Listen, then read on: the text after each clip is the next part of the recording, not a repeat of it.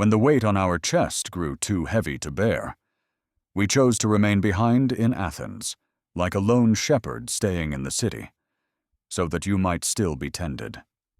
We sent Timothy, our brother of the clan, a faithful servant of Yahweh's tent, and a co-laborer beside us in the good news of the Anointed, that he might tie your steps with cords of strength and steady your hands in trust. We did this, so none of you would be tossed like a tent wall in the storm by these pressings. For you yourselves know, we were set like stones to carry this very weight. For even when we camped among you, we warned you again and again that we would be pressed and crushed, and you saw with your own eyes how it came to pass.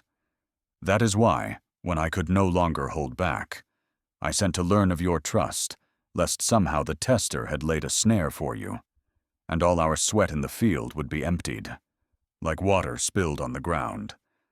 But now, Timothy has returned from you, carrying the good report like a runner bringing harvest news. Your trust stands firm, your love is alive, and you hold our memory with warmth. You long to see our faces, even as we long to see yours. So then, brothers of the clan, in all our crushing and narrow straits, we found breath again because of you, through the steadiness of your trust. For now, our breath is strong, since you are standing like rooted trees in the Master's field. What return of thanks could we possibly lift to Yahweh for you, for all the overflowing joy we taste because of you, as we stand before His face? Night and day, we pour out prayers like a river overflowing its banks, pleading that we may look upon your faces and supply what is still missing in the cords of your trust. Now may Yahweh Himself, the Father of the clan, and our Master Yeshua the Anointed, carve a straight trail for our feet, guiding us back to you, and may the Master cause your love to multiply and flood over, first toward one another within the clan, and then spilling outward toward all, just as our love overflows toward you. And may He set your hearts firm, like pegs driven deep, blameless and set apart, standing before the face of our Father, when our Master Yeshua the Anointed comes with all His holy ones. Brothers of the clan, we appeal and press you by the name of our Master Yeshua, just as you received from us, how to set your steps and walk the trail in a way that brings delight to Yahweh, so now, overflow in it, more and more. For you remember the instructions we laid upon you, commands carried under the seal of our Master Yeshua. For this is Yahweh's desire, that you be set apart for Him, that you guard yourselves from the pollutions of fornication, that each of you learn how to carry your own vessel in holiness and honor, not driven by the fire of uncontrolled desire, like the nations who do not know Yahweh. Let no one step over the boundary or cheat his brother in these matters. For the Master Himself rises as the avenger of such wrongs, just as we warned and bore witness before. For Yahweh did not summon us to walk in filth, but to live set apart in holiness.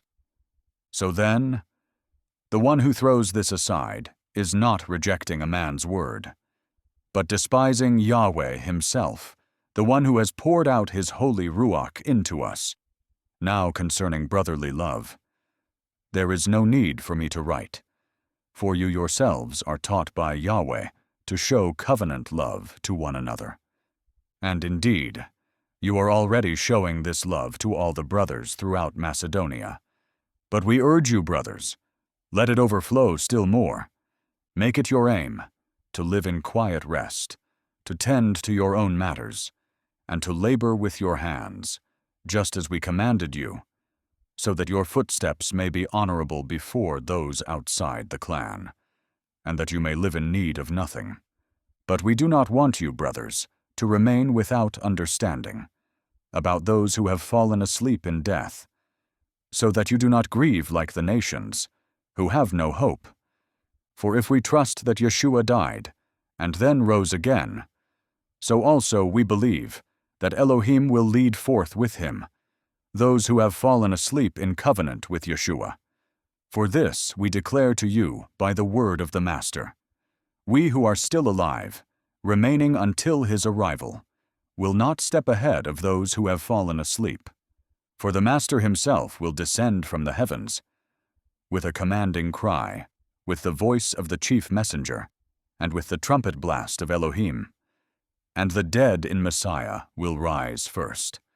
Then we who are still alive will be gathered together with them to meet the Master.